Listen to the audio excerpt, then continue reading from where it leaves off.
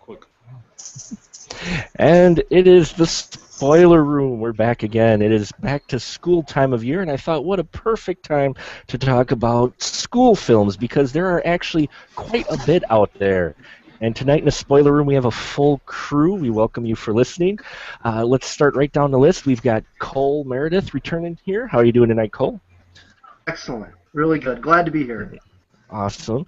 And the big deal himself, Mr. Glenn Bittner. How are you tonight? I'm doing pretty good. Great to have you, as always. Joe Caldwell is back with us. Been a while, gone for a while. Nice to see you again, Joe. How you doing? Glad to be back. Thanks. Oh, and we just lost our newest member. He'll be back shortly, but we've got returning back to the spoiler room again as well. We've got Mr. William Holt. How you doing today, sir? I'm actually doing pretty good. Awesome. Well, glad to have you on here. We're going to wait just a minute to see if our the new member who was joining us tonight. Oh, there he is. He should be back here. We have a new member in the crew, and he's new to the room. Hopefully his connection works out for him. Sean Marshall, CEO and editor-in-chief of 4geekslikeYou.com. How are you doing tonight, Sean? You with us? Yeah, I'm still here. Can you hear me? Yep, we can hear you fine, sir. How you doing, sir? I'm all right. So, Yep, we hear you good, and glad to have you in the spoiler room tonight. Now, the spoiler room, as you folks know, we do spoil movies, and we're going to be talking about high school films. I asked the fine folks here to bring some films they wanted to talk about, either their favorites or just ones to discuss. And I thought it was appropriate the time of year, and I think we're going to dive right into it. Let's start with our newest member to the room, Mr. Sean Marshall. What's one of the films that you wanted to bring to the room tonight, Sean? I definitely have to go back to Kindergarten Cop with Arnold Schwarzenegger. Oh, nice. that's We're in the lowest grade too. That's cool. Like, that's definitely one that stands out for me. Man. I remember, like, as a little kid, like, the infamous part was where the most memorable part actually was when the little kid is like, boys have penis, girls have vaginas. Like, I remember saying that in school, like, yeah, boys have penis, girls have vaginas. Teachers like, go to face the wall. Sorry, don't go face the wall. So, yeah, that's definitely one of my big films that stands out. That's related to school. Well, that was one of those too that Arnold was just getting into his comedy phase as well, coming out of his action roles, and of course there was action in it as well because it was early '90s, late '80s, where you couldn't have a comedy without some action scene in it. Anyone else have any memories of Kindergarten Cop? I remember watching it. Whole line of "It's not a tumor," Yeah, you know. exactly. I'm the potty pooper. I'm the potty. Yeah. Well, I was Yeah, at those premiere. personal- I was at the premiere of Terminator 2, and there was a large group. Oh, that was the most rowdy group I ever saw a movie with. We had a packed theater, and there was a group of 8 college guys in the back, and they just kept quoting Kindergarten Cop all night. That might be annoying. Well, before the movie started, anyway. Yeah. So, but yeah, Kindergarten Cop. That's a great school Ivan film. Reitman. Ivan Reitman was in 1990. it. Yeah.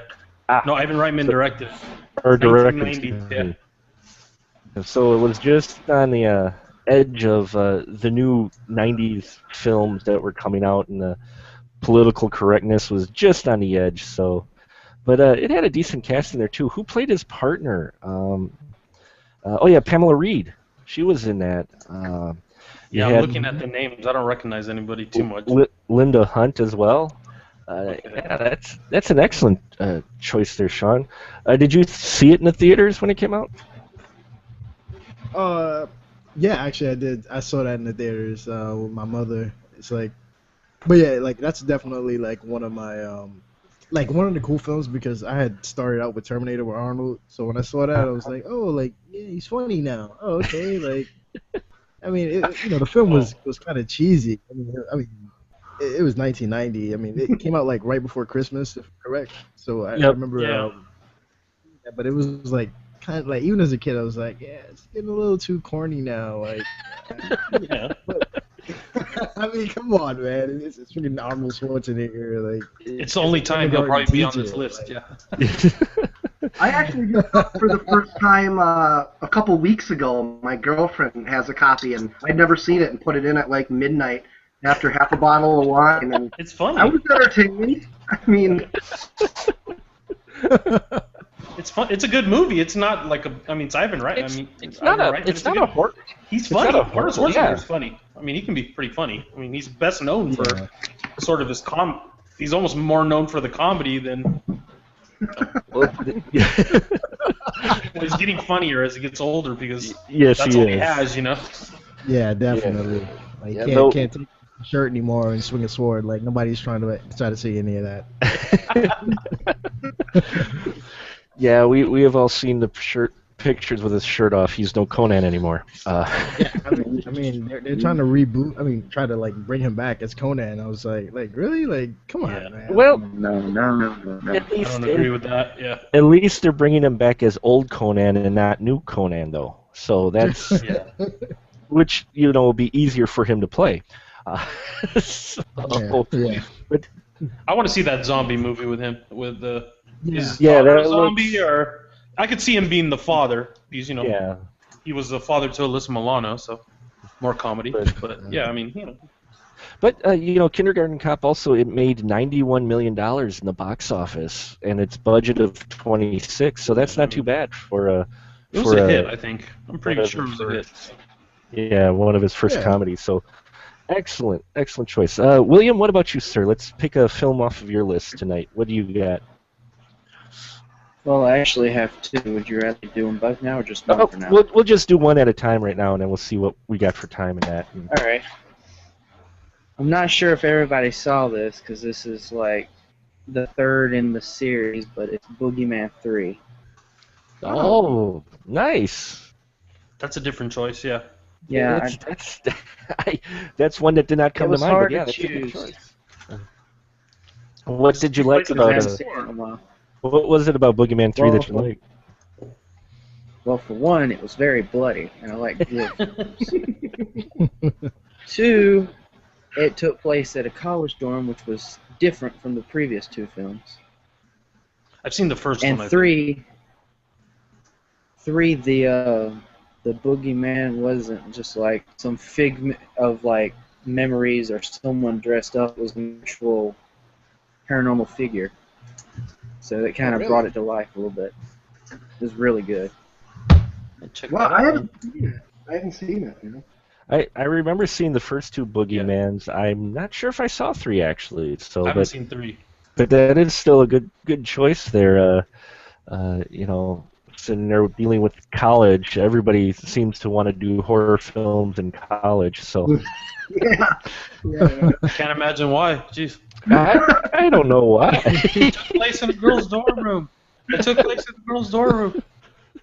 No, I mean where are you gonna find Yeah, I mean Hey, college wasn't that Mark. scary, right? all the colleges have film schools now, probably, right? Mark, Yeah. my favorite scene in the movie is there's a part in a laundry room where this Okay. girl's like putting laundry in, and all the laundry machines open up and they just start shooting out gushes of blood until the whole room fills up. Oh, It okay, is yeah. so I bloody. I have seen this movie. I remember that scene. It's like The Shining or something. Yeah, that's what it Yeah. reminded me of. It's got a good young cast. The director of it is Gary Jones. He actually is directed a number of other films. He looks like he handled Crocodile 2, The Death Swamp. Wow. But Oh god. that's why I recognize the name. He directed Axe Giant, The Wrath of Paul Bunyan. I've seen that. Oh, I heard of Oh, that. yeah. Too. That's what happens. So that's what happened. Go ahead. So awesome. Boogeyman 3, great choice there, William. Anyone here actually seen it? Like I said, I saw it a while ago, but anyone else here? Oh, I we'll have to not. pick- I haven't seen it. I should, but I'm gonna buy it now if I see it though for $5. I'm gonna pick it up. Yeah, seriously. Because Gonna have to tick that one on the list. So let's move on. Cole, what's one of the films on your list tonight? Man, I actually just came up with this at last minute. The Principal, with James Belushi and Lou Gossett Jr. Yeah, it's good. I mean, I've got 3 movies, but I was trying to think of a movie that actually takes place in a school for the whole movie. The Principal, the school, the Brandell High, is actually a character. They give you a good sense of what it looks like from the outside and where you are once you're in it. And the performances are good. I think it's one of Michael Wright's first performances. He's like one of the most underrated actors, I think, ever. And he's really good. I love the opening scene, of course, with Jim Belushi in the bar. And anybody who's ever been through a bad breakup knows what it's like to want to all that and go to your girlfriend's new ex. But I really enjoyed the film just as a goofy school movie. Christopher Kane was really close to the town in the 80s. He did Young Guns, and That Was Then, This Is Now, which I think is another really good movie. I haven't heard that name in a long time. And I like The Principal as a goofy school-oriented movie with some unnecessary action and a really good supporting performance from Lou Gossett Jr. Oh, yeah. Ray Don Chong. I loved her when she was still working. Yeah, I think we all had crushes on Ray What Don. happened to her? Does anybody know? I think she became a gargoyle and she flew away. That was it. That's Tommy Chong's daughter, right? Or Yeah. am I wrong? Okay. Yeah. Yeah, that is. Yeah, she was an amazing actress back in the day, and she has a really good role in this. It's a solid goofy movie, just kind of a weird goofy movie that I thought of that almost every scene takes place in a school, and I enjoy it. I have it on DVD, full frame, unfortunately, but I watch it every once in a while, and I always enjoy it. Well, that had a very young James Belushi, and he had been doing really, known for comedy, and this one was actually kind of like an action film as it played out. You didn't expect to go that route, but yeah, him and Gossett Jr. really played off each other well, I thought. Yeah, man. Louis Gossett Jr. is one of those I'll watch him in anything. So yeah, man. He's The only just one of those Iron Eagle 3 is Lou Gossett Jr. for sure. He's the only reason I went to Iron Eagle 3 was for That's awesome. Anyone else here remember seeing The Principal? I remember seeing it, and I was surprised. Oh, yeah. Yeah, definitely. I haven't seen it in a long time, though. James Belushi doing action was interesting. The baseball does most of the work, actually. Well, yeah. But that was one of those films in the 80s, especially the late 80s, that you had where you had a normal situation, a normal setting, but you had this kind of outrageous situation that you're just nodding your head going, yeah, no. Yeah. What was the setup? What was the exact setup? I can't remember. Was it? It was a gang, I believe, that was trying to run the school. It was in it was in a. It's probably based on reality. A nice, not so nice high school with a lot of rough kids and that. I forget if it was a reform school or not, but anyway. It was like an action version of Stand and Deliver or something. Kind of. I've seen it. I just can't remember what the plot was like. Well, the scene opens and he goes after his ex's new lover, who was her divorce lawyer with a baseball bat. Yeah. So they instead of firing him, they send him to be principal at the school that just needs somebody to be a principal because it's so horrendous. And this is what IMDb's description: a teacher is assigned to be principal of a violence and crime-ridden high school. It's not even put right unless I'm blind. Isn't every high school crime-ridden? A violent and crime-ridden high school. Was there like a scene in the movie like where he hit some guy with like the swing, like he was talking to some guy and like he just pushed the swing in his face? I don't think so. I don't think I could. Basketball. Yeah, I think like wasn't it like a swing or something? Like he just pushed like the. I thought it was a basketball, maybe. I don't know. Okay. I know. I think it was a basketball. I think there was a scene with him with a basketball. What's Gossett play? Seven when I saw it. Lou Gossett is the janitor who janitor, blew his knee yeah. out and just kind of confined to menial jobs around the school. But he has a really good monologue in that, actually. Yeah. It's Well, goofy. he's a good actor. I mean, kind of a. Even if he did all those Iron Eagle sequels. If you ever look up the best like lines or something from like the best kick-ass lines on YouTube, he has one of the best lines. I can't remember what it is exactly, but he like foot sweeps some guy and he just says like something about being a sucker or something. It's like freaking hilarious. I was like, Lou Gossett. I had forgot who he was one day, and then I was watching. I was like, Lou Gossett, yes. I grew up, in the '80s. He was in a lot of movies. So. Oh yeah, he was. Totally. Yeah. So it's a great choice. Nice. Principled. Joe, what about you, sir? What's what one of the films off your list? I just went through a couple of movies I had at my house here in the collection, so I don't have that many. So I picked Slaughter High from 1986. I don't know if any of you guys have seen that. Nice. Oh, yeah. Man, that movie, I got into it. I watched Faculty the first night, and then last night I watched Slaughter High. And I had watched it a few months ago, but this time I just got more into it. And I kind of looked, a little bit into the trivia on the movie. And the actor killed himself like 2 years after it was released or some crap like that. I was like, what? The kid who's the psycho killer. I was like, what a bummer, man.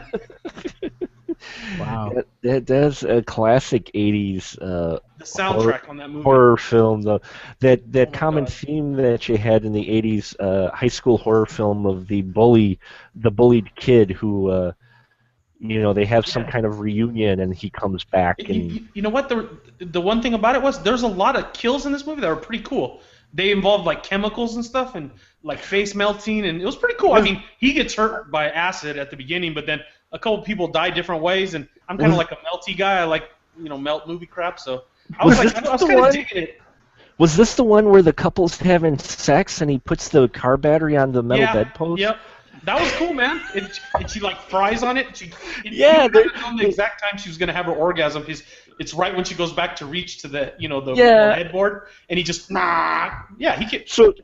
a girl with some sort of like acid and melts her. It's pretty cool. Yeah. Yeah, it's a great scene because they're going at it, and so when she grabs the metal, she just keeps jumping up and down on the guy like faster and faster. And he has that cool Joker mask that he wears with the Letterman jacket. It's pretty cool, man. And the one thing, it's like they make fun of Friday the 13th in it. Mm-hmm. It's got some good kills. It's got this really cheesy song, and the guys, I think the last name was Manfredi or something that wrote it, but it's like this really like basic like guitar riff.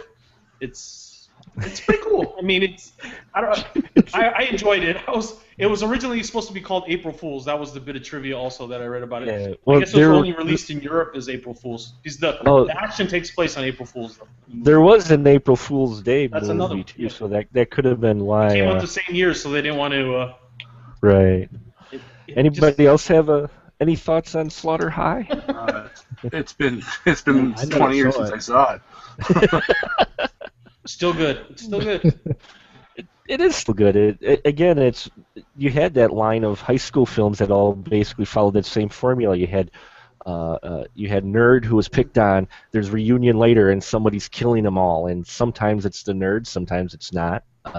Sometimes it's the mutant kid. Sometimes it's the parents. Have any of you guys ever seen Massacre at Central High? No. Yeah, No. That's another high school one like that, but it was filmed at one of the colleges by my house, and my friend's like obsessive compulsive. Every time we go out, he has to drive by the school. At the end, the guy runs out with a bomb strapped to him, and that's where it's like this big staircase. Wow. Yeah, and that's where it's funny. Yeah, okay. That's another film if you're writing down movies. Yeah, if anyone's watching and they're making notes, you're going to have a nice long list of things to watch tonight, I think. Someone gets killed by a boulder in that movie. What? I'm pretty sure, if memory serves me correctly, someone gets killed by a boulder. I think it's the kid. The killer is the kid from 10 Minutes to Midnight with Charles Bronson. What was the movie called again? Massacre at Central High. Maybe it could exist as a figment of my high school imagination, but No, like the reason why I'm laughing is because the first thing that came to my mind was Lord of the Flies. where Piggy got hit with the boulder. Like as soon as Yeah, he started trying to kill the boulder, I was like, what? Yeah, it's 1976. Yep, 1976. Is that the same one? Jesus, I think so. It's gotta be. Is that the kid? Joe's having flashback to films Sorry, he hasn't seen. It isn't the kid. Yeah, whatever.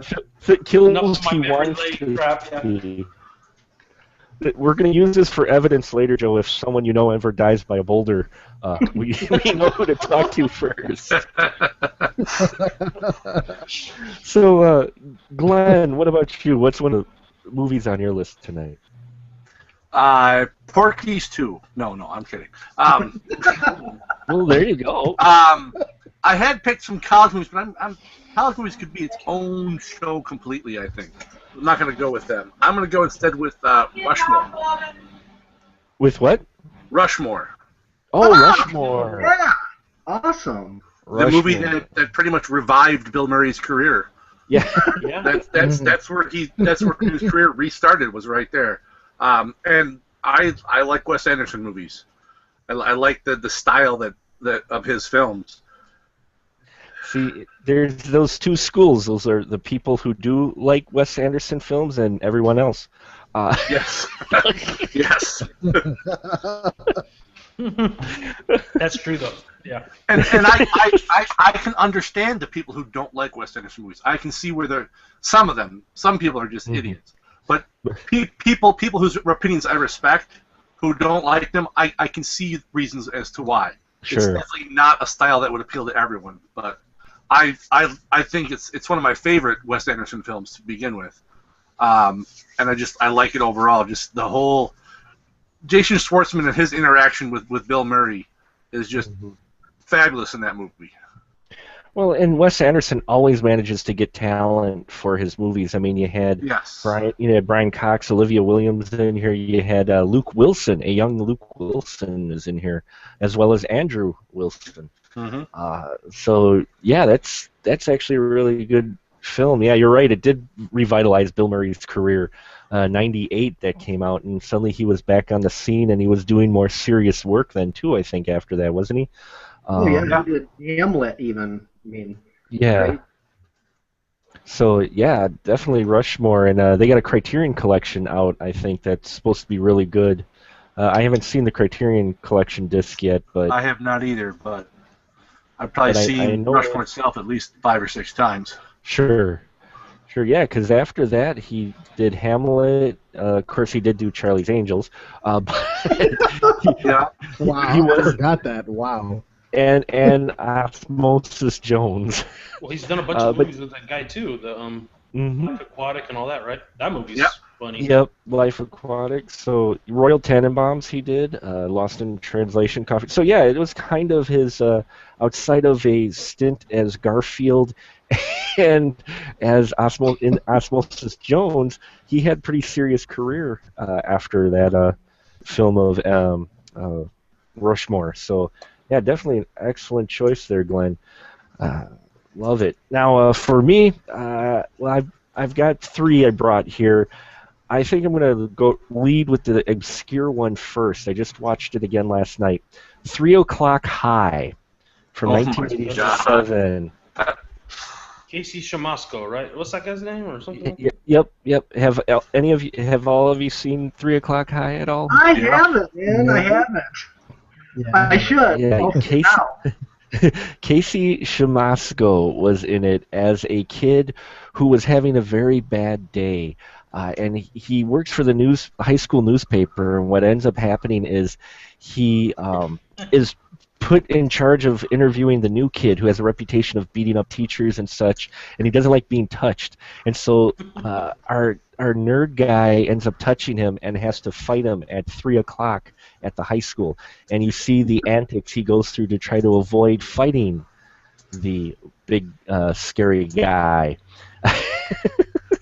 It's good. It's actually good, but there was controversy behind it. Now, this was produced, one of the producers on it was Aaron Spelling, but another producer that pulled out was Steven Spielberg on this film.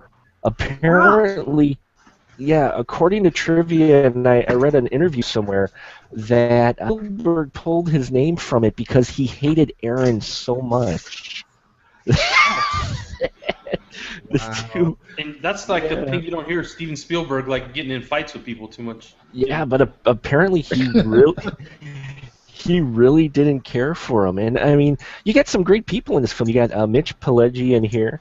You've got Oh, really? Mitch Wow. Pileggi. He plays the security guard in here. We've got who's it? John P. Ryan here. We got Stacy Glick.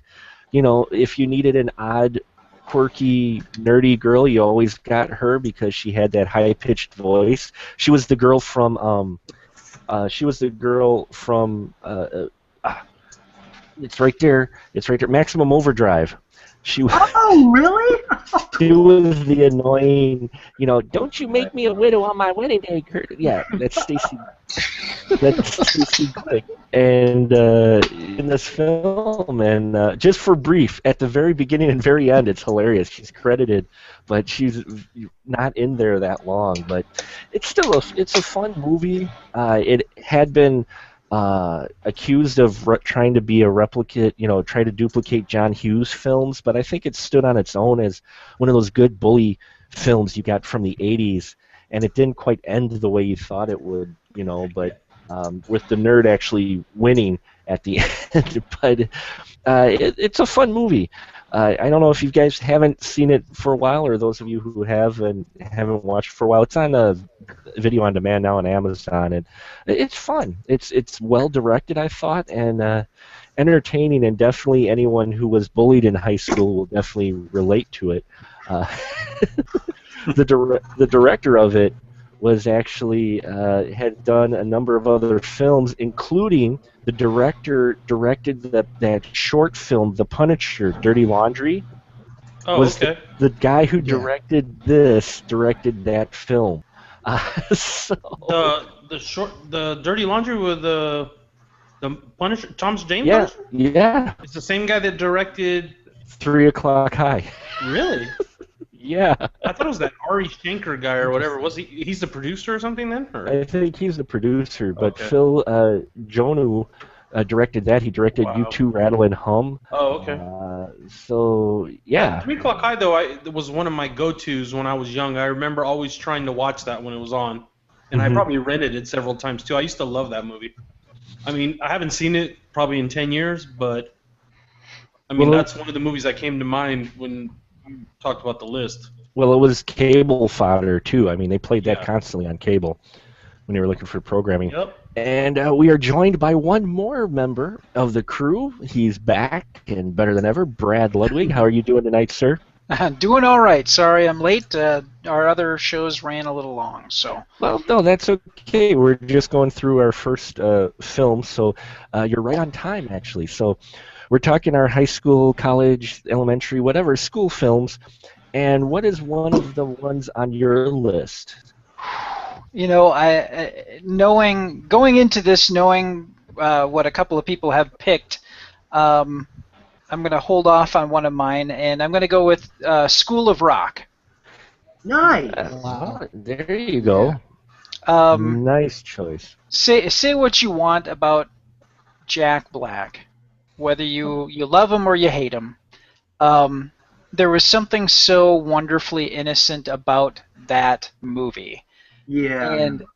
And it was the nice thing about School of Rock and Jack Black, whatever your take is on his comedic talents, is passionate about music. And his work with Tenacious D, I love Tenacious D a lot.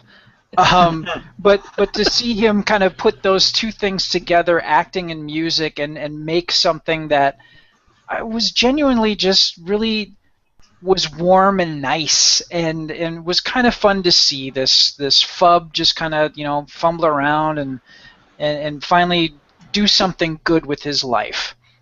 Unintentionally, but he does something good with his life and actually helps kids out. And it's really interesting that they actually got back together I don't know, 2 or 3 years ago. All the kids because all the kids in there played instruments. They were musicians. There wasn't like overdubbed with like set musicians that they brought in or anything like that. They actually played, and they actually got together and did a set together as a School of Rock reunion, which I thought was really cool. And that really kind of speaks to the fact that, Jack Black obviously wasn't an ass, and the kids could deal with him, and it was cool for them to get back together and to do that. And it was a really warm, kind of nice film, and I kind of enjoyed that. The soundtrack for it was really good too, actually, and those kids could play really well. What I thought about School of Rock is, and I'd love to hear if anyone else might agree or disagree, but it had the feel of the old '80s happy film. Yeah. Yeah. Yeah. That's what it reminded me of, was that '80s kind of cheesy, innocent. Nothing really horrible is going to happen to anyone. But it's a happy, just a fun film to watch. That you could just sit down and watch with a group of any age, and you all enjoy it for different reasons. Would you guys agree with that then? It's just one of those happy films which we don't get a lot of anymore. Well, I was going to say the thing too, where the kids can play the instruments. It's like adds a certain extra quality to the film. You know what I mean? It shows that they were actually like it wasn't just fluff. I mean, like you said, Tenacious D. Everybody involved with music. It's like more like so it's part like a musical thing too. What were you going to say, Sean? Nah, I was at when he had paused. I said they were actually talented. I mean, I love that movie. I really love that movie. I mean, they're actually coming out with a television show on Nickelodeon based on a School of Rock. Nice. Next year. Cool. Yeah, so I really like that movie, man. And Jack Black overall, man, and big fan of Tenacious D as well. So yeah, I'm with you on that one.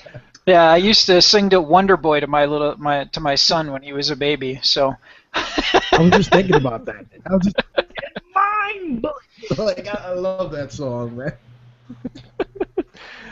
Yeah, Tenacious D is always definitely an interesting act, and I agree with whatever you feel about Jack Black. That's actually a film that, even if you don't quite agree with his comedy, he's decent in it. He's not too Jack Black. You can tell it's something that he loves near and dear because he loves music so much, and that just really comes across.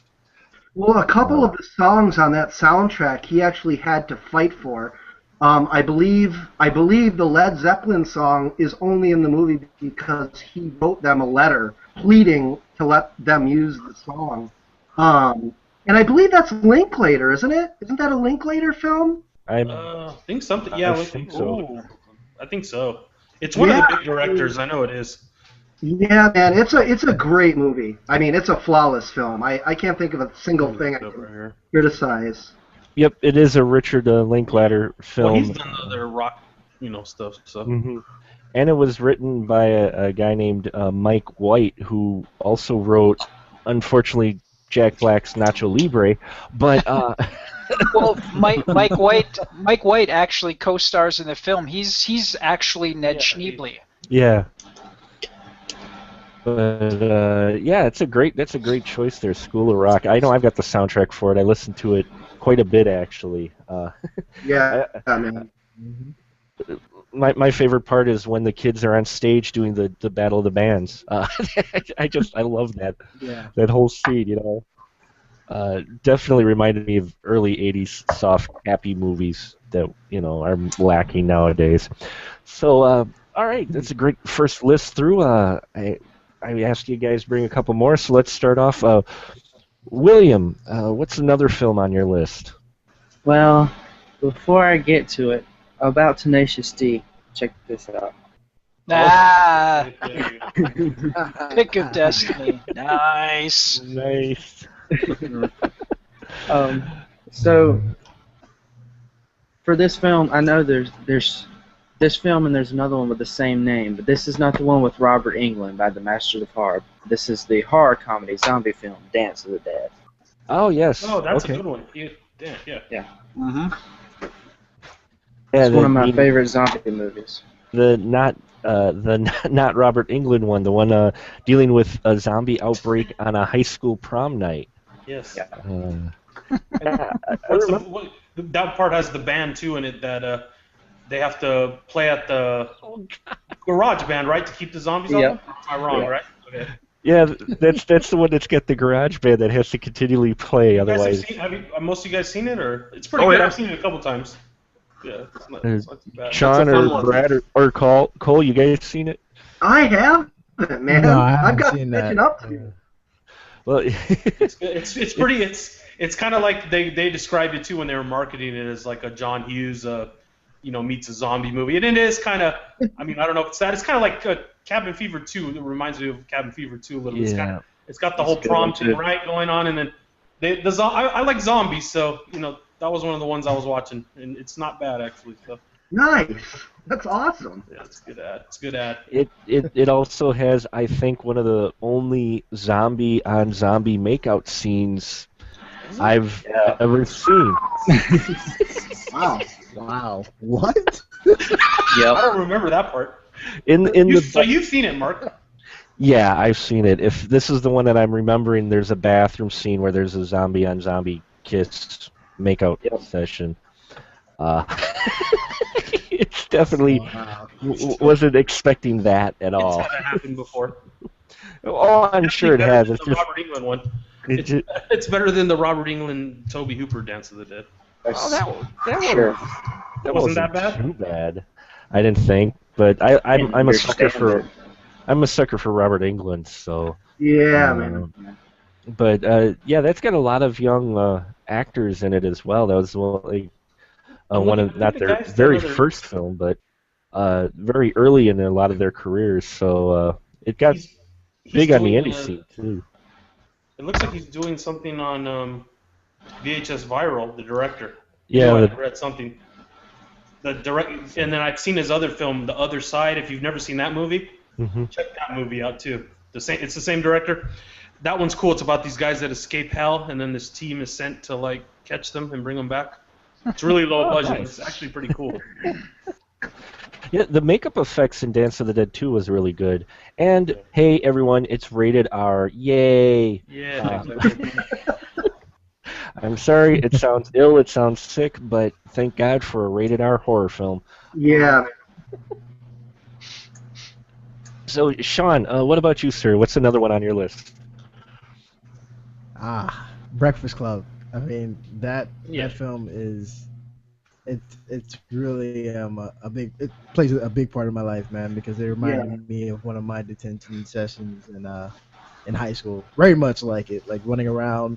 When the teacher steps out, you're running around the hallway having fun, and you got to get back before the teacher gets in. So, yeah, like I really love that film. Oh, it's got a great cast and direction, and yeah, that really is that's like one of the epitome. Everyone needs to see high school films. And like you said, it's not really that complicated of a story either. I mean, it's just different kids sitting in a detention hall. But it's just the variety of kids they have. I think they summed up every stereotype in high school in that room. That's one of the best. That's one of my top ones. I would consider a top pick. Definitely. Yeah. Oh yeah, it's definitely. Anybody got any favorite scenes from The Breakfast Club? Because I knew this film would come up. Yeah, man. I mean, the scene where he shows the cigar burn is, for child abuse to be recognized in a teen film in the mid-'80s, was super rare. Mm-hmm. I mean, you had movies like Just One of the Guys, or all these movies that made everything out to be just hunky-dory, and everybody's biggest problem was so superficial. And Bender's a really important character, man. I mean, for some people who didn't necessarily have a hard childhood, they still might be, from the Emilio Estevez standpoint, which is, they don't believe a goddamn word of it, pardon my French. Right. But that scene when he pulls up his arm, is really key, I think, to why that movie works and why so many different people like it. It's not just candy, it's not just like brain filler. It has something to say. It really does, and I think it's timeless. I think it's going to live on and on and on for a long time, even without the cell phones, or the interweb. I think it's a timeless film. Even the costumes and the way they're dressed, it holds up. It holds up okay. I love the film. It's the reason I fell in love with movies. I think I was 7 when I saw it, and I think at that moment I knew I was going to make movies for the rest of my life. So I love it, man. Awesome. Anyone else? Joe, do you I just remember. Nope. Or whatever at the end, or across when at the ending you realize he has to go back to his house. Oh yeah. And then that's one of the first movies I think I was actually probably getting teary-eyed at. Seriously, I just remember somehow relating to him, and then that song is so. I mean, I think the song is probably. Oh, talk away the bookend that film is with that song. Don't you forget it. I mean, that's a great song. So, and it sums up the emotion at the end of the film. And I remember being being kind of teary-eyed about it probably at the end, thinking that he had to go back to, it didn't have a perfect ending, So no, it didn't. It didn't have a truly happy ending, but I remember getting pissed at the ending. You got pissed? Well, it's like outcast guy gets the popular girl, jock gets the crazy goth girl, nerd boy goes home alone.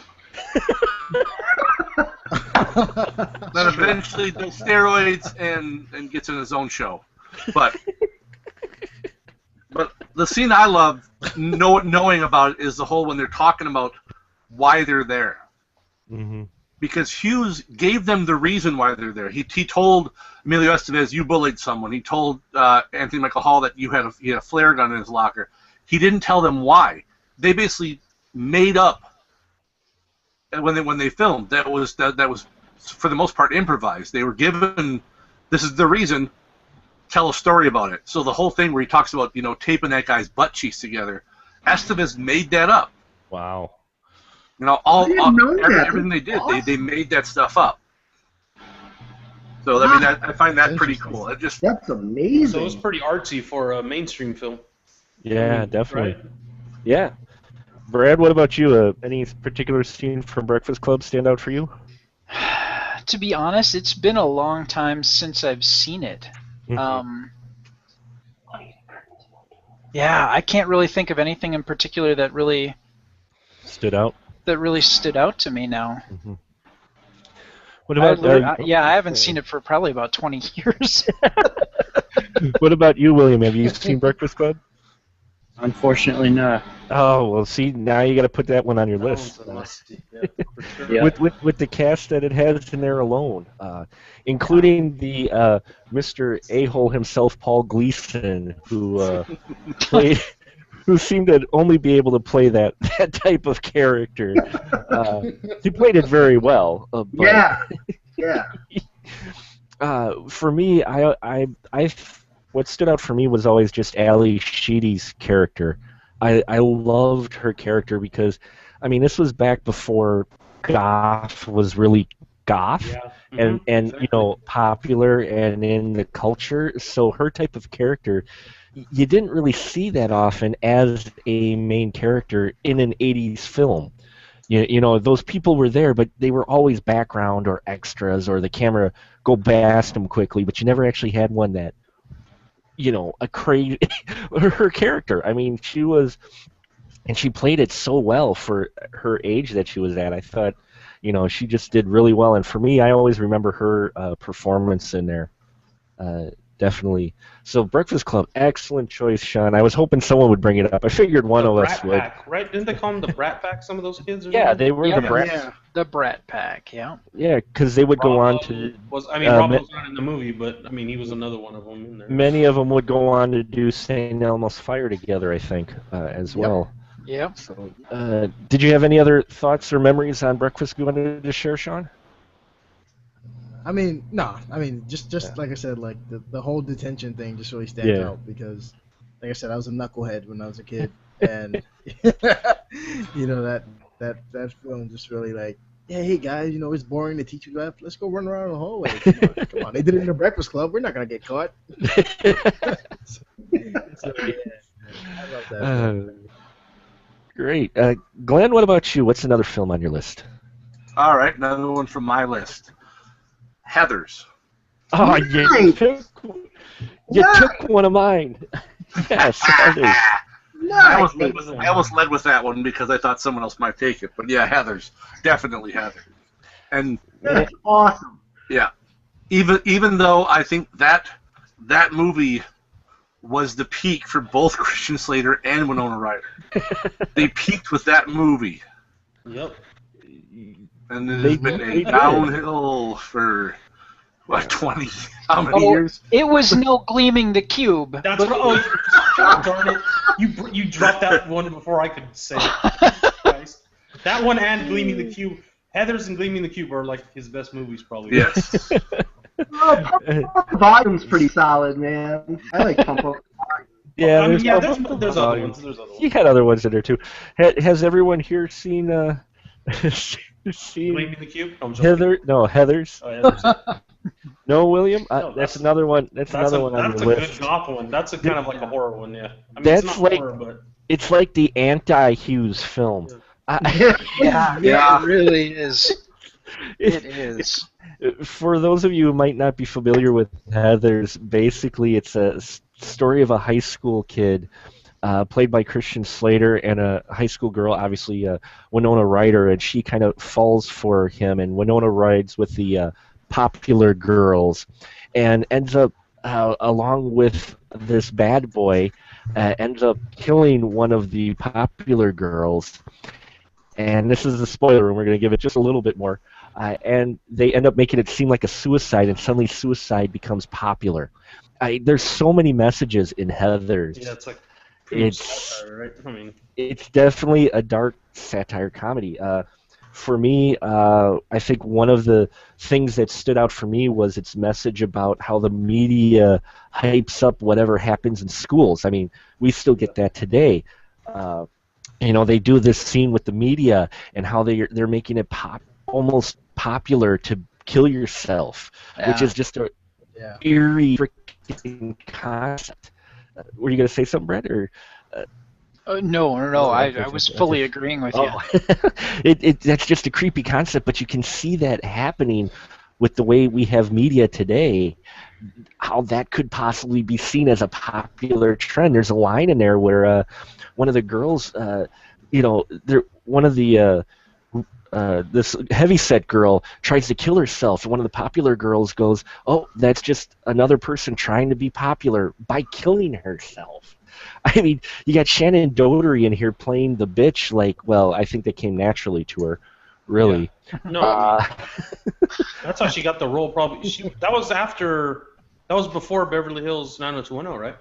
I think it was just before, yeah.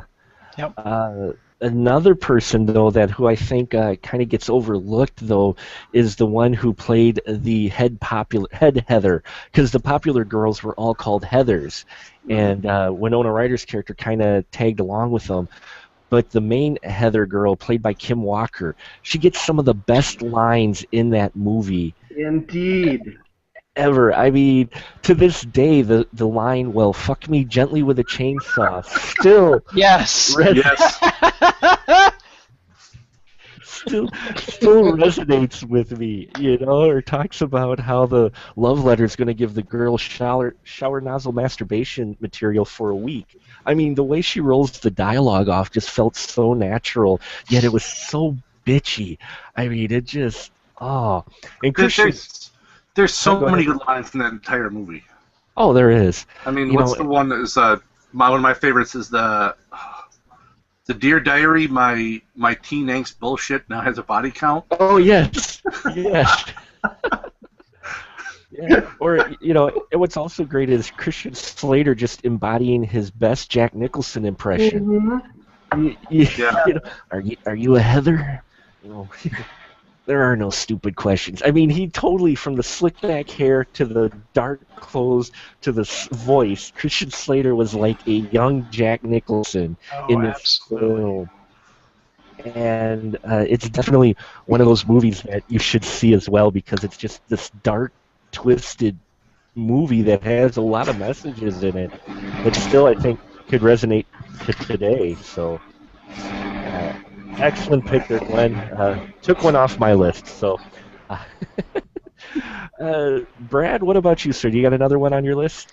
I'm probably gonna get mocked for this one, but Clueless. Oh, there you It's a go. good movie. Clueless. Now, Good movie. Good the movie, reason man. why, yeah, and the reason why I picked it is it was such a great encapsulation, and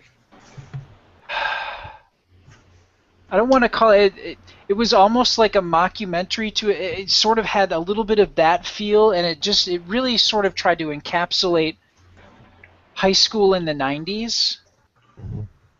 And granted, by that point, I had been out of high school for, 7 years. So I was getting to the point where I could no longer relate to this youth doing their things in school anymore. But there were so many, just little gems of, your main character is starting to pull her head out. And start to and kind of realize that there's a wider world around her, and it was really just kind of a cool, don't get caught up in the trappings sort of a message that was really kind of, it was fun to watch. I really, really enjoyed that film, and of course that was probably our first big exposure to Brittany Murphy as well, who went on to do many, many good films, and Yes. died way too young, but no, it was a really fun movie. Oh, that's a lot of fun. And anyone else have any thoughts or scenes that stood out for him for Clueless? Stacey Dash. Come on. Oh yeah. Oh yeah. She stuck out for me the most too. Yeah. No, I mean, I'm guessing she made you stick out a little bit too. no, I mean, yeah. I remember seeing it, but Yeah. Well, the girls they got in general. What I kind of liked about it though was with the main character, played by Alicia Silverstone, is like Brad said, she wasn't fully dumb like you would get cliche. She was just near the edge, but the way they play that character is she did have a intelligence to her that you saw in her before she did, and I kind of like that. Yeah. And then you had the young Paul Rudd in there as well, so let's not forget his. Yeah, looking at Donald Faison. Yeah. God, Wallace Shawn. If you had a goofy teacher character, you had to have a Wallace Shawn. That was just that's the deal. But Julie Brown, comedian, shows up in there too. It's very interesting. DJ? Or no, the the comedic actress. Yeah, the comedic singer. actor. Mm-hmm. Yeah, she shows up in there too. So yeah, it's just a really kind of an interesting cast of people that really went on to do some very interesting things. Yeah, and Breckin Meyer is another one that went on to do a bunch of interesting stuff too. And let's not forget, it was written and directed by the same person who gave us Fast Times at Ridgemont High. Oh, Amy Heckerling. that's a movie had that to- we can't ignore on this list either. That was actually one of my other mentions. Oh, there you go. Yeah, she same here. directed Fast Times in Ridgemont High, so we'll get to that one, I think, in a minute. But definitely an excellent choice there, Brad, with Clueless. Cole, what about you, sir? Second film on your list? Man, Perks of Being a Wallflower, I think, really, really rocked me out of my seat, man. That was an amazing film, directed by the same guy who wrote the book. But I can combine it with one of my other choices, which is Donnie Darko, for the same reason, which is that the teachers and the adults in the story are given the same amount of respect as the kids. And there's some really intelligent performances from the adults, Paul Rudd in Perks, and Drew Barrymore in Donnie Darko, who actually got the movie made. She believed the movie exists. She got behind the script. In particular, Donnie Darko strikes me as very accurate because I had those same things in school, the love and fear graph. They gave that to us in school. I don't know how that was supposed to help us grow as children. The whole Patrick Swayze character with the motivational speeches, who turns out to be a pedophile, also rings true to me on some level. Those motivational speakers definitely freak me out, and Lord knows I saw a bunch of them while I was in school in the late 80s to early 90s.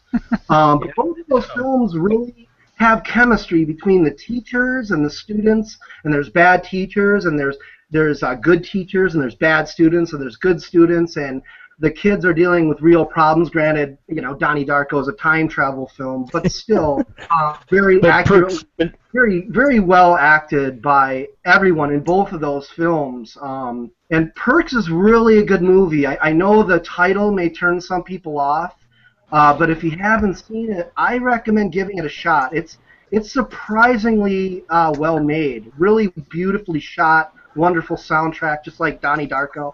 And just good performances all around. Both those movies I categorize as classics for the same reason, which is that I wish they had been around when I was a kid in high school. I would have done better in school.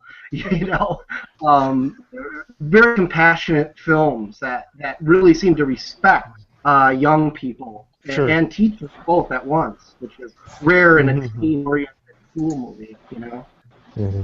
William, what about you? You've seen, I think, Perks of the Wallflower. Did you like Perks? And, what stood out for you with that film? Everything. The whole Everything? movie was just perfect. Yeah. Awesome. Anybody else seen Perks and want to join in or have a favorite scene or performance in there? I mean, I never saw it. You never saw it? I've seen it once. I mean, it's not. Nothing's really coming to mind right now. Sure.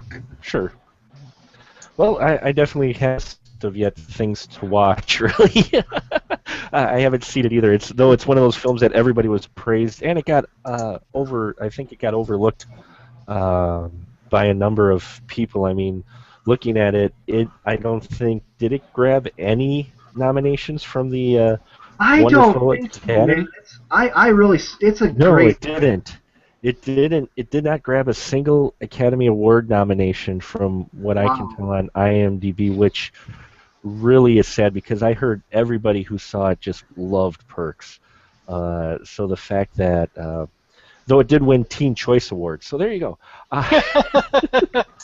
That's cool. I mean, that's cool. It did win awards, just not those ones that Hollywood at least holds high, but yeah. Those are both really good films. They're called, especially Donnie Darko. I love odd, unusual films, and Darko definitely has that twist at the end. It's a shame they felt the need for a sequel, which we won't mention. Oh my god. So, Joe, I don't think we got to your second film yet. Oh, my second one is going to be. Well, like I said, it wasn't probably. I would probably chose Fast Times at Richmond High or something, but you can stick with the horror theme. The Faculty from 1998, directed by Robert Rodriguez, and the screenplay was by Kevin Williams. Yeah. Or whatever his name is of screen fame, and it has literally like an all-star cast. It's like one of those movies you put it on and you start seeing all the people trickle out in the movie, and you start tripping out a little bit. I was amazed by how many people were in this movie. I've seen it a couple times. It has Josh Hartnett, Selma Hayek, Famke Jensen, Robert Patrick, Usher, Jon Stewart, Elijah Wood, Danny Masterson, Eric Knowles. Isn't Piper Laurie in it too? Yeah, she's in it too. Piper Laurie. Yeah. Sorry. Yeah, there's all kinds of. Robert Patrick? Yeah. Yeah, there's all kinds of people in there. Baby Newworth was in there. Clay Duvall. I know she's on some shows now. I don't. Yeah. But, yeah, well, it's kind of like the Body Snatchers, but to the high school level, Yeah. I almost felt more like a High School Invaders from Yeah. Mars almost too. Yeah, that whole idea of Well, they talk about Heinlein in there with Puppet Masters, and the the girl's teacher. like a sci-fi fan, and the little twist at the end, I've seen it and I still couldn't remember it completely. I mean, it's probably obvious. I didn't put my full heart into watching. I was doing other stuff, but I was like, it's pretty good. I mean, it's like kind of a little interesting thing. I like the creature was kind of cool, and the all-star cast kind of made it cool. Well, then that whole idea of the teachers possibly being aliens. I Well, mean, that's so like overdone, you know. But but the kid, being a kid in high, you always thought the teachers were in a different yeah, category, so it just took it to the next level of aliens. and the alien design is actually pretty cool. It's like a little like creature that rehydrates, and I mean, at least they needed water to live. They didn't attack the world, and Right. water was the enemy, like Signs. Which I was like, you got to give them points for that right there. You know, it's like they needed water to live. That's why they came to Earth, because it's like 75% water. It's not that water was the enemy, and then they came to Earth anyways and attacked us. You know. let's So not right speak there of it's- signs again. Let's not speak of signs ever again. No. Oh man, yo, Signs is so stupid. It's like good till the end. And then I mean, I thought it was okay, and then at the end, I was just like shell shocked by how like lame like the ending was. I was like, oh. But the faculty is a Baseball great. bat to the water. Is he the baseball player or whatever? Wasn't it some crap like that? Or Yeah, it was the He started, like, like, he hit him using with a the signs. Yeah, swing away, John. Whatever. Yeah, I'm Yeah. trying to Joaquin block Phoenix, the right? film. Oh, maybe it's not as good as I thought. But the faculty was good. I remember seeing it, and I thought it had some great moments into it. There's a scene in where there's school buses, and I thought that was I think they have a fight or something out in the schoolyard by the school buses and that, and yeah, that was a good film. I mean- it's Robert Rodriguez too, so he can direct action scenes pretty well, and I mean, it's Yeah, kind of like it's very basic, like something you've seen a million times, but they did it pretty well. It's not too bad. It's, you know, they have all their and stereotypical. Go ahead. I'm sorry. what was it, Sean? No, I'm sorry. Oh, no, I guess I'm coming late. I'm sorry about that. no, it's okay. No, I was saying that, like you said, the creature design, like watching, the actual, I guess, the mother of the aliens. Yeah.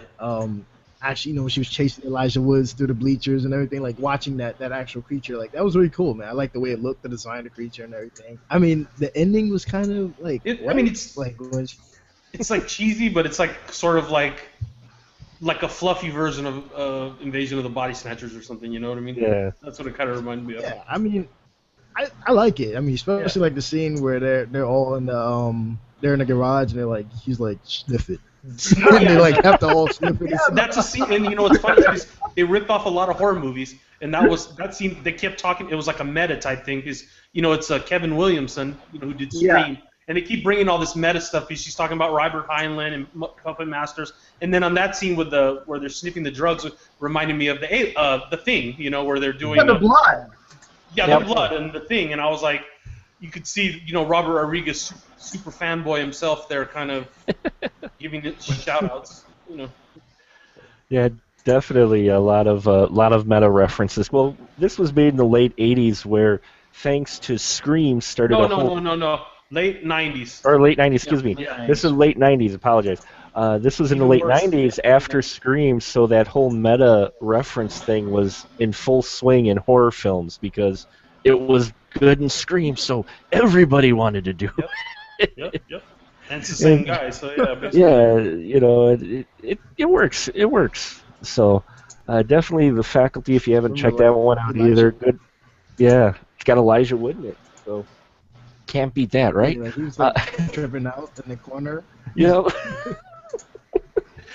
You'll see some actors that you probably hold in regard now that we're just starting out in this film, and not see them the same way. Robert Patrick is the football coach. You can't get better casting than that. Yeah. Stereotypical casting. It's like. Oh, Robert Patrick. Yeah, man. Forever the I tease. remember that scene where they were like on the football field and they're just standing there letting the water and they're just looking up in the sky and the little tentacles are coming out of their face. That was crazy, man. Yeah. That was great. it like flashes, the lightning flashes or something. You can see like the under their skin. Yeah. A lot of creepy moments in that film, definitely. So for me, my second one is going to be one you guys might remember, called Summer School. Again, late '80s. Yes. We're showing our age, yeah. We're showing our age here. Carl Reiner, Summer School Yeah. with Mark Harmon, Kirstie Alley. Oh yeah. Where the high school gym teacher is forced to, because he does a dumb thing, he's forced to teach English to a bunch of misfits, and if they don't pass their final test, he gets kicked out because of an incident that happens with him. And the crazy shit that goes on in this movie is it's just fun. I mean, you've got in here not only Kirstie Alley, but you have a great scene in here between. They've got two guys in here who are big horror movie fan nuts. That's it. I remember that. Yeah. And they're looking for substitute teachers in the beginning of the film, or no, not the beginning. After something happens and Mark Harmon's teacher character gets suspended during the summer school, the kids want him back, and so they scare the substitute teacher by pulling this Texas Chainsaw Massacre type of thing with special gore effects and stuff, and it's just hilarious. And they also cover in there, of course, the old girl who has a crush on the teacher. I believe that was Courtney Thorne Smith who played the girl who had a crush on old Mark Harmon, and she was one of the reasons I watched that film quite often. But what's interesting about this film too is that it starred the woman who was in Bride of the Reanimator, Miss Fabiana Udino. Oh Yeah. Really? Yeah, she was in Bride of the Reanimator, and she was in this film too. She had finished doing Hard Bodies too, and then she did this film, and she played an exchange student. And I always remember the scene in there where, this was, this came out in '87, so when they get to the scene where she's almost about to take her top off at the beach, another great scene. Only because you get the two horror guys there staring, waiting for her to take her top off, and her friend goes, "No, what do you think? This isn't Paris," and they're just like, "That was cruel. That was so cruel." But there's a lot of fun moments. I mean, Mark Harmon was kind of at his peak at that time, I guess, and he had. What was he in before that? I know he does that NCIS or whatever. He did NCIS. Now Mark Harmon. What was he man. in before Summer School? I can't remember what he was famous for, but he was famous before that. I should probably look him up, I guess. Yeah, but anybody else remember Summer School or had a great scene or character that you remember from it? Wondermutt. Wondermutt, yes. Wondermutt and Bob. I loved Wondermutt.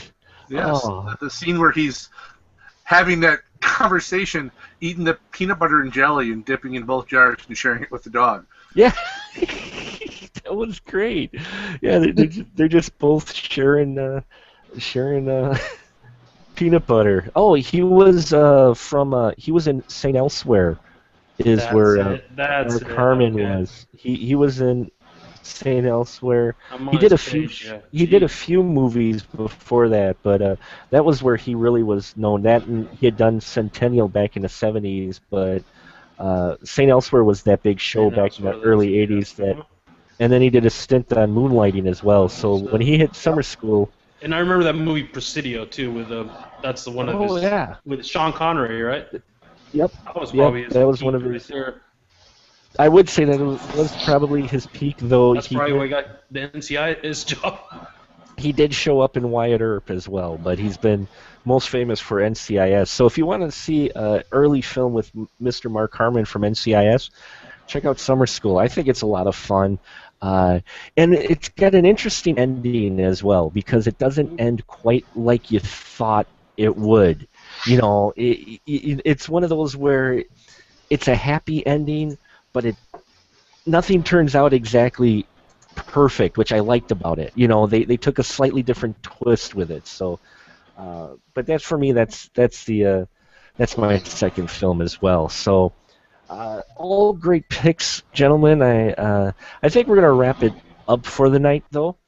I know we had one more in there, unless you want to keep going and talk about the third one. I know it's getting late for some folks out on the East Coast. But all great films. You guys still good? You want to go over your last film for the night? Yep. Awesome.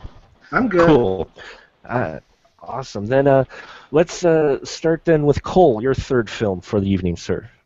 Well, there's not that. I guess I debated about it because the whole movie doesn't take place in a school, but I really enjoy Some Kind of Wonderful, almost as the movie that Pretty in Pink should have been with Ducky getting the girl. That was they made Hughes change the ending, and he did. And everybody complains that they're both the same movie, same director, same mentality. But I think he made that movie, A1, because he could, and B2, because he really wanted to make the movie that he envisioned. Sure. And it also contains Mary Stuart Masterson's astonishingly good performance. I mean, it's a really, really good performance in that. She is so compassionate and so introspective, and it's just light years ahead of anything I'd seen other than The Breakfast Club for a teen movie of that era. She is really good in that. I know Molly Ringwald turned down the role, and Leah Thompson stepped into it. Thank goodness, because Leah Thompson, a little to do it, was really good. I mean, really good. I know she was struggling for work at the time. Her career wasn't what it should have been after Back to the Future and Space Camp. She was actually struggling for work, and Eric Stoltz, as always, had some conflicts with the director, but I think when Eric Stoltz is good, he's good, you know? Not that, but I stand by the guy as an actor, you know, when he's good, he's good, and he's good in that, and Elias Koteas, am I pronouncing his name right, as the skinhead with a heart? Oh, yeah. It's just a great movie. Again, like The Principal, it's not high art. I can't put it next to Perks or Donnie Darko, but I watch it 2-3 times a year. I really love it. Great soundtrack. It's a good flick. I enjoyed it. You get the classic tale of the Tom girl and boy who is a friend, and suddenly emotions rise, but then he gets a chance with the popular girl, and you got that whole storyline in there that used to be popular with school movies, as well as the heartbreaking, you know, crush that never happens because the popular girl is there, you know. And the perk of the lead character saying, I'm not going to go to college, you know, I'm going to be an artist, was pretty dang cool for a flick at that time. I'm, you know, straight up. And Taggart's in it, I forgot, as the Eric Stoltz's father. I forget his name. John Ashton? Yeah. He's really good in that movie. I mean, that scene where they're fighting about how his son spent his savings. His son spent the savings on these diamond earrings, and the father's like, that's such a stupid thing to do, and his son's like, no. I mean, it's a good scene. At one point, Ashton's spitting. He's so angry he's going towards the camera. I enjoy it. It's funny and it's romantic, and even as an adult, I rank it way up there, above 16 Candles or even Pretty in Pink or a lot of those movies. Some Kind of Wonderful is just seems to me like the movie Hughes wanted to make. You know? Nice. I enjoy it. Nice pick. Excellent. And Glenn, what about you? You got a third one on your list? Oh my God, I got so many on my list. Better Off Dead. Oh, Yeah. Whoa. Better Off Dead. Nice. $2. $2. That one is one I'm familiar with pretty well. Good old John Cusack. Yep. Yeah. That's a fun movie. Yeah. The street racing guys. The street racing Howard guys. Cosell guys. The French mother fries, French dressing, French bread. And to drink, Peru. Can you There imagine you the go. street value of all this snow? Yeah. Yes. Yes. the mid '80s when cocaine jokes were big. Yes. That guy's whole stick was based on that character actor. Uh, Sean or William, have you seen Better Off Dead? No. No, I didn't. I Yes, never got yes. around to seeing that. Sad No? face. That face. It's yeah. That It's was a, good. Yeah. I'm a John Cusack fan myself anyway, so Yeah.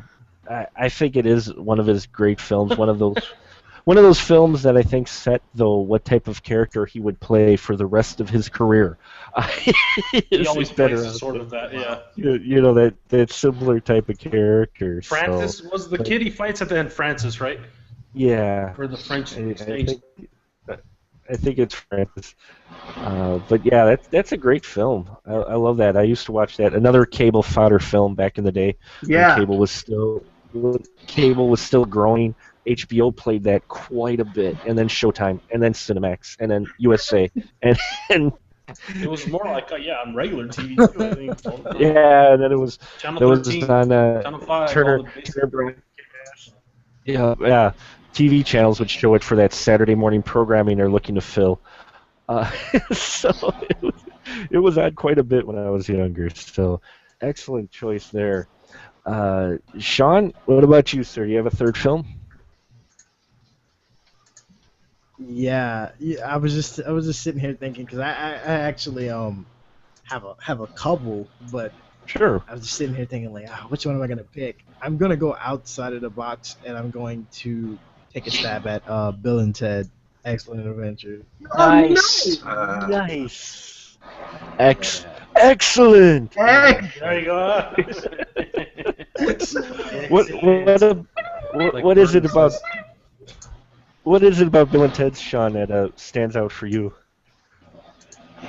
Oh man, I came across that being a fan of Doctor Who as a kid, and I saw the similarities there, and Keanu Reeves, just I'm a big fan of time travel movies overall. Yeah, man. So watching them go back in time, and everything, it just really was a hit a chord for me. The second film was pretty much oh wait. you're playing like Twister with Death. Like, come on. Yeah, the second one did pale to the first one, and you gotta love the fact they used a phone booth too. So that had to be a subtle Doctor Who reference there. Favorite scenes? Let's go down because I think everybody here has seen Bill and Ted. Exactly. You got a specific scene at all, Sean, or just in general that stood out for you? The end when he has everybody. Well, actually, there's two scenes where Beethoven is in the store rocking out on the piano on the keyboard, and then at the end where when Beethoven is rocking out, like that was definitely one scene that stands out for me. But the next scene would be like when everybody was on stage. I was thinking about when Brad had mentioned earlier School of Rock. I was thinking about the last scene of Bill and Ted where everybody's on stage and they're singing and they're rocking out with Yeah, man. Beethoven, Joan of Arc. Yeah. Yeah. So I was like, that reminds me of School of Rock. Nice. Yeah, it is very similar to School of Rock. William, you've seen Bill and Ted's? I've only seen the second one. Oh, so you haven't seen the first one yet. Definitely No. try to check out the first one. Second one I enjoyed for William Sadler's performance as Death. He really helped save. He really kept the second one interesting. Best scene in that second one was when he's walking past the guy smoking and he just goes, "I'll see you soon." I love that scene. Brad, what about you? Bill and Ted's favorite moment? One of. Strange things are afoot at the Circle K. I mean, that's a line that if I run into something that's just really, really fucked up, I end up looking to somebody that I know will catch the reference, and I'll say that to them, and it's like you have that moment of this isn't right at all.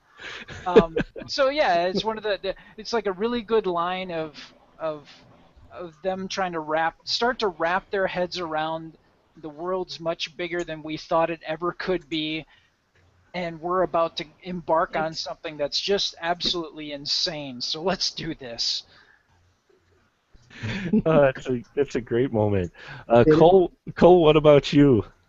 Well, more than any specific scene, I like the Billy the Kid stuff because I studied Billy the Kid for a while when I was a wannabe novelist. But I had this delusion of grandeur of writing a Billy the Kid book. But I think the whole movie in general, if you see it, well, I saw it when I was very young in the theater, and you get a little bit of an education there, actually. You know, you really kind of do. You kind of learn about historical figures while having fun.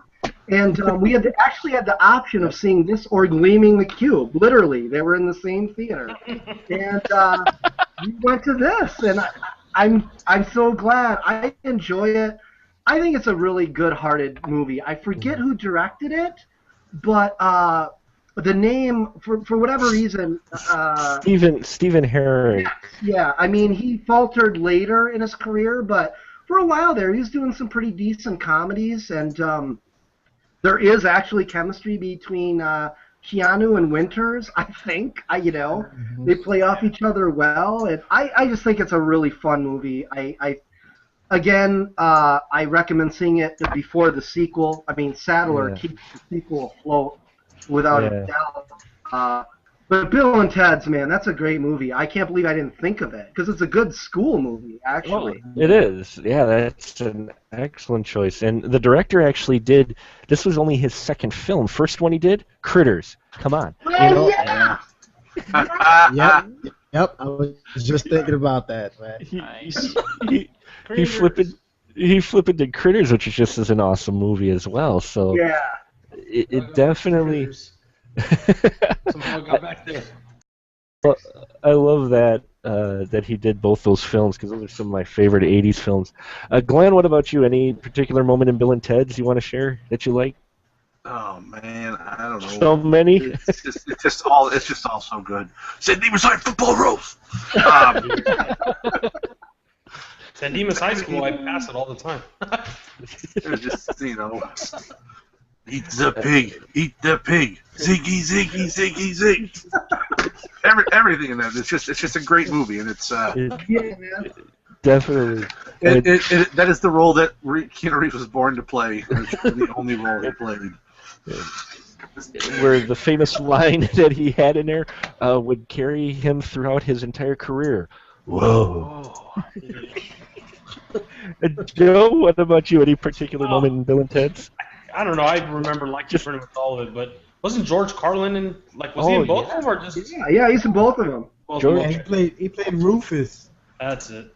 Yeah, getting George Carlin in there was great. Yeah. And you mentioned Keanu Reeves and chemistry between Keanu Reeves and Alex Winter, and you're right. Actually, these two, it's like you bought into the fact these are two friends. You can see exactly why these two guys are hanging out with each other, and they play off each other's dialogue so well. I mean, it is hard to pick just one great moment because there's so many moments in this film. I mean, for me, I think as great as how they played Bill's father dating the 18-year-old girl who had just graduated from their high school, and they're walking down the stairs, and he's like, "Dude, I can't believe your dad and your mom are going to do it in your room." "Shut up, Ted." Hey, you remember when she was a senior and we were freshmen? "Shut up, Ted." "Hey, you remember one time I asked your mom out to the prom?" "Shut up, Ted." I mean, they get those moments like that. One that I always quote, though, for sure, is where they meet Socrates. And it's like you have Socrates. You have one of the most intelligent philosophers there is with probably the most vacuous teenagers ever. And they go, "All we are dust in the wind, dude." And he can't understand them, so they just pick up the sand. They go, "Dust, wind, dude." and then he whittles off. So are the days of our lives. I mean, Yep.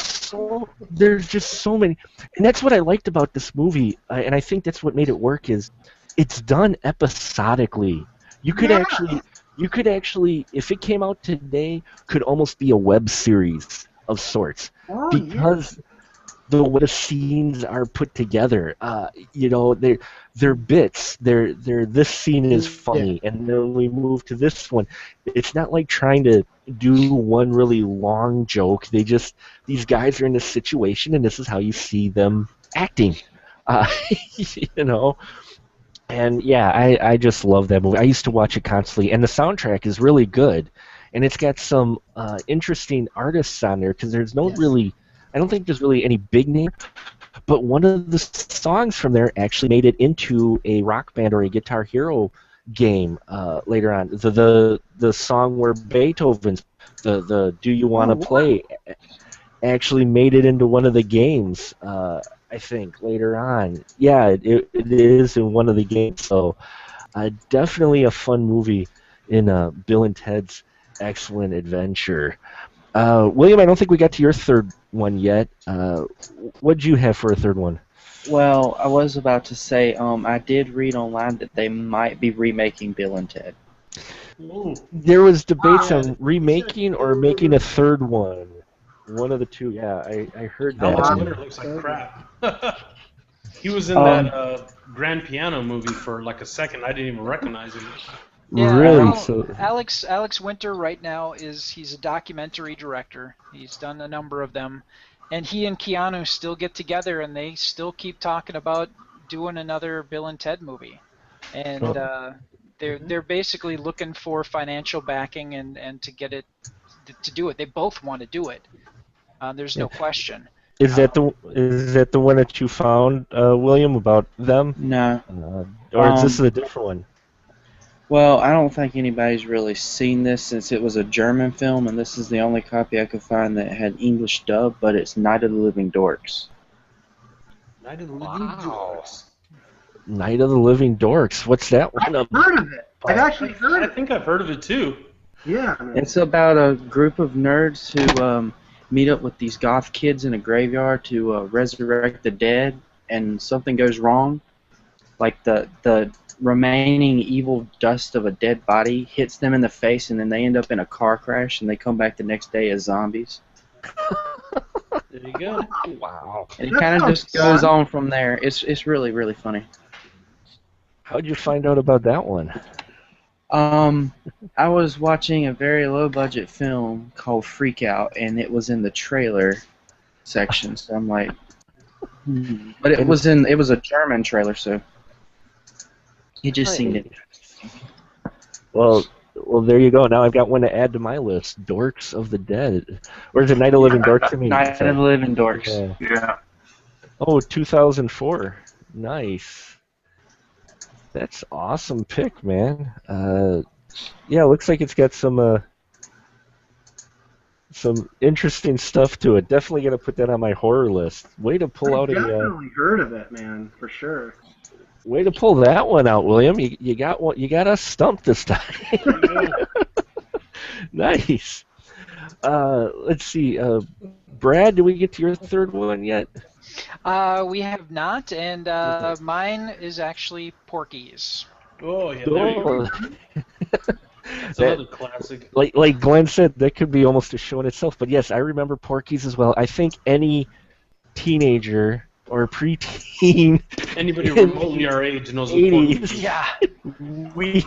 we all know what Porky's was. It was that film that nobody wanted you to see because it had the full frontal female nudity, among other things. That's the reason everybody wanted to see it. That little freckly kid. Oh God! Yeah.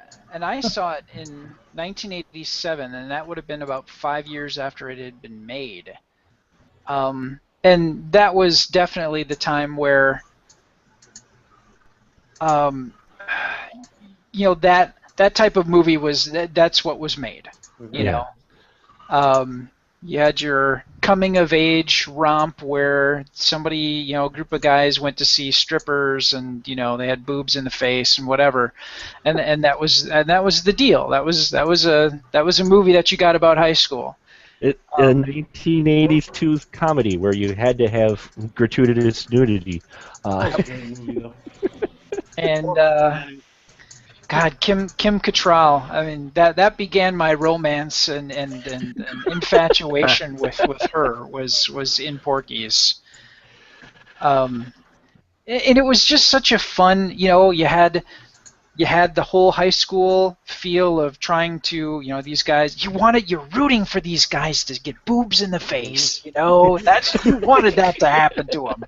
They were searching for it. They wanted to make this happen, and by God, you wanted to see them get boobs in the face. Because you would hope that you were going to be those guys one day. Well, you want to live vicariously in the boob action there, but.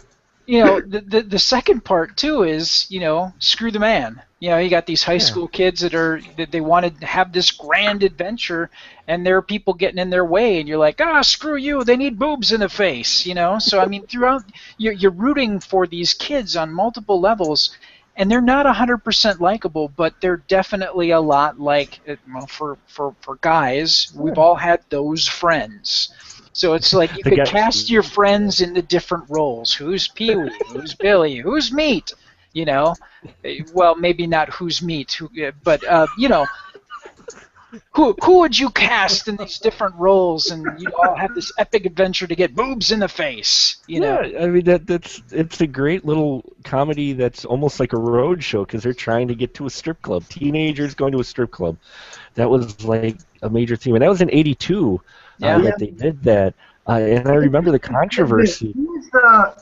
I haven't seen it in like a decade, but the gym teacher, the mean gym teacher, her daughter lives in my. I mean, I talk to her daughter every day, and she is so proud of her mother, and her mother was very proud of her work. It wasn't something that she was embarrassed about at all. Just an interesting little tidbit. It's not like Porky's. She's been in a lot of movies, though, right? She's been in a lot of movies. Like a lot of like mainstream, like big movies, I think too. It may be. I mean, Margaret only talks about all I hear about is Porky's, but I think her mother definitely was not ashamed of that movie at all, or the sequels, which I guess she was in. I didn't see any of the sequels, but.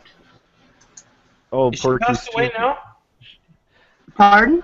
Yes, she has passed on. She has passed on. That's what I was going to say, because I think her name was Ball Breaker or something, right? Because she had like a... So I was going to say she was in Sudden Impact, Porky's 2, Remington Steele. She's in a lot of stuff. Yep, Nancy Parsons. Yeah, Motel Hell. Nancy Parsons. Yes.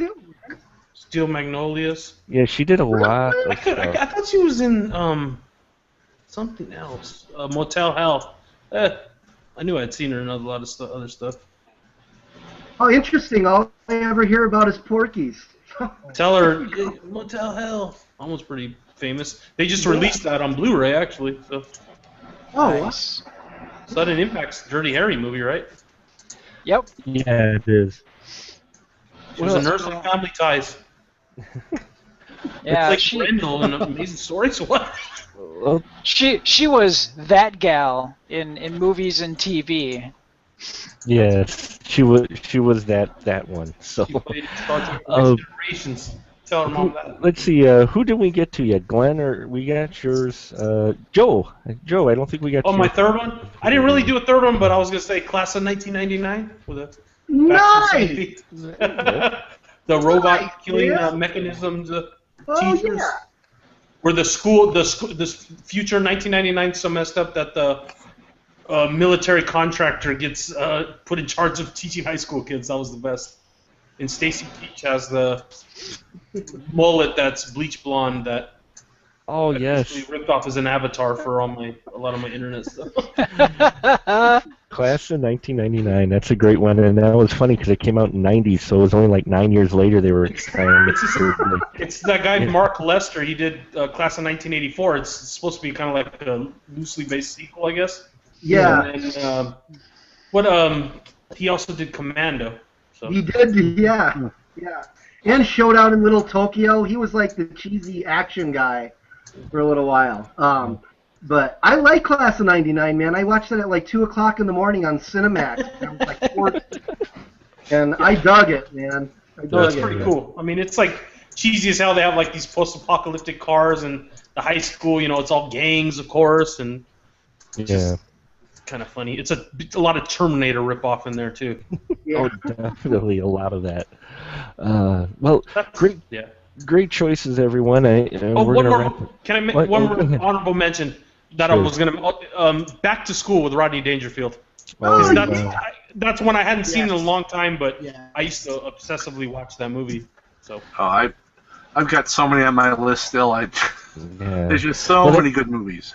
Yeah, there are actually a lot of great school movies. We could go all night. I mean, Dead Poet Society, Buffy the Vampire Slayer, Easy A, TCU, Animal House, Stand and Deliver.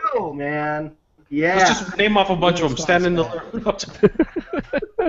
Lean on Me. There you go. That's another great one. But there's a lot of great school movies out there. I don't think there's quite as many great ones being made now as there were in the past 80s, 90s, and even early 2000s. But it definitely got a great list tonight. I hope all the listeners had a pen and paper and were writing these down because they were all great choices. But we're going to wrap it up for here tonight. It's getting late, and as Glenn said, we could probably talk about these types of films forever. So let's move down the list real quick. And Brad, why don't you start with you? Where can people find your stuff when you're not talking on here? GalacticNetcasts.com. We have a couple of podcasts. One is interview-based, where we talk to sci-fi, authors. We just had Andy Weir, the writer of The Martian, on.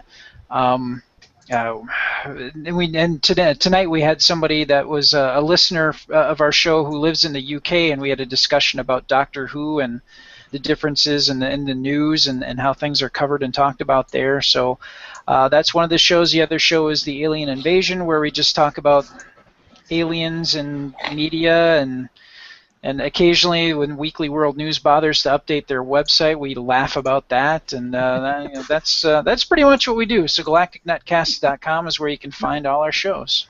Nice. And Cole, what about you, sir? Right now, Facebook is the way.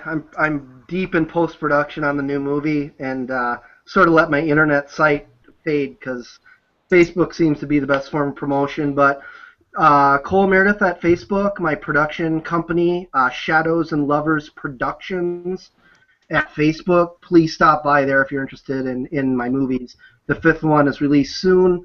I also goof around on a Facebook page called Horror Roar, which is a fun page just focused on horror movies primarily. But right now I'm kind of broke. The internet site is I can't afford it, so all my money's going towards the new movie. So Facebook right now. Awesome. And Glenn, you, sir, what about your stuff? You can find me on YouTube, to be Movie Bunker. You can also find me on Facebook, Naked Hobo Productions. That's where I make my short films, and I should have my first 2 will be premiering sometime in the next month or so, hopefully at a film festival. Otherwise, I will be premiering them on YouTube. Cool. Awesome. And Joe Caldwell, go ahead. You can find me at my YouTube channel, which is Caldwell3. It's my last name with a 3 at it. So, or you can just type my name in Google, and it'll probably come up because it's kind of rare. So, you find my mug easy. Kind of creepy, but. And Sean, why don't you go ahead and let people know where they can find your stuff? Wait, can you hear me? Yep, we can hear you. Yep. All right, sorry about that. You can find me at forgeekslikeYou.com.